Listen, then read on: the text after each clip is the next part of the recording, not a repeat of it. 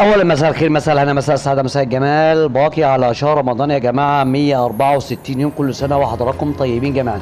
وزي ما تعودنا يا جماعه ننزل عد تنازلي مع بعض لحد شهر رمضان 2026 مع بعض ان شاء الله. هقدم الخريطه الكامله لمسلسلات رمضان 2026 ان شاء الله.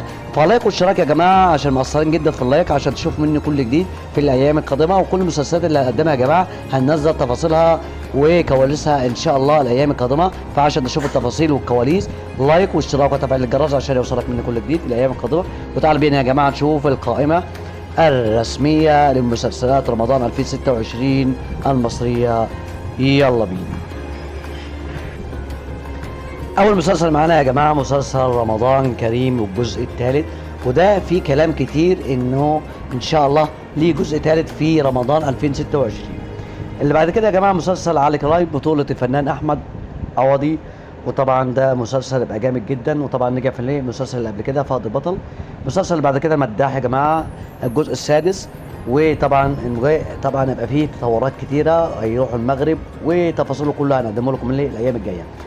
مسلسل الكينج للفنان محمد امام، مسلسل برضه يبقى مسلسل شرس ومسلسل جامد، واقول لكم تفصيله الايام الجايه. تفصيل المسلسل الكينج. تعالوا بقى نشوف المسلسل اللي بعد كده يا جماعه، وهو مسلسل محمد رمضان. لا اسف يا جماعه، مسلسل الاختيار الجزء الرابع، وده في كلام كبير يا جماعه ان في مسلسل جزء رابع لمسلسل الاختيار، وان شاء الله هتاكد لكم الايام القادمه ونعمل لكم فيديو. بعد كده اشغال شقه يا جماعه الجزء الثالث، وده 90% ل جزء ثالث ان شاء الله 2026.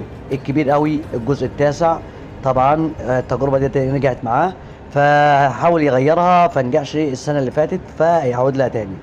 مسلسل فضه للفنانه ياسمين عبد العزيز، مسلسل برضه ده اقول لكم تفاصيله. المسلسل اللي بعد كده يا جماعه عباس الريس بطوله عمرو سعد، طبعا المسلسل بتاع المسلسل بتاع 2025 سن الناس برضه نجح.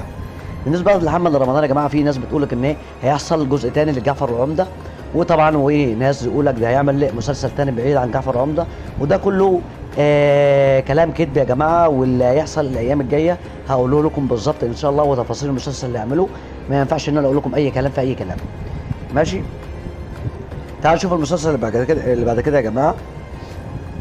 لايك يا جماعه بعد اذنكم. طبعا رامز جلال هيقدم زي ما احنا متعودين على الفطار من نفطر على رامز جلال، وطبعا طبعا ما بيعملش البرنامج بتاعه اللي قبليها بحوالي 3 ايام، قبل رمضان ب3 ايام. المسلسل ده لم يتم تحديد لم يتم تحديد الاسم بتاعه، ماشي. مسلسل دهب حر بطولة الفنان كريم عبد العزيز، وطبعا ده لسه برضه يا جماعه 50% ان هو يتعرض في رمضان 2026. انا اعرف اقول لكم مسلسل سوا سوا ان شاء الله، مسلسل كوميدي هيتعرض معانا 2026. طبعا انا بنجز لكم يا جماعه عشان ما الفيديو ما يطولش، وان شاء الله كل المسلسلات اللي هتنزل هنعمل لكم تفصيل لها. مسلسل الرقوم، طبعا المسلسل ده مسلسل جامد ومتاخر من سنتين فاتوا، ان هو كان هيتعرض في 2023 وما اتعرضش. مسلسل النص يا جماعه الجزء الثاني مسلسل كوميدي وهيتعمل منه جزء ثاني 2026.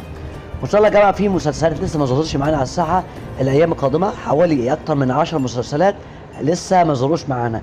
فاول ما ظهروا يا جماعه هقول لكم عليها بالابطال بالفنانين بالكواليس بتاعتهم بس للايام الجايه. وطبعا عشان تشوف معايا كل المسلسلات بالنسبه للمسلسلات المصريه وجميع المسلسلات العربيه رمضان 2026، فلايك والاشتراك وتفعيل الجرس عشان يوصلك مني كل جديد فيما يخص الدراما المصريه وجميع الدرامات العربيه رمضان 2026. ويلا مع الف الف سلامه.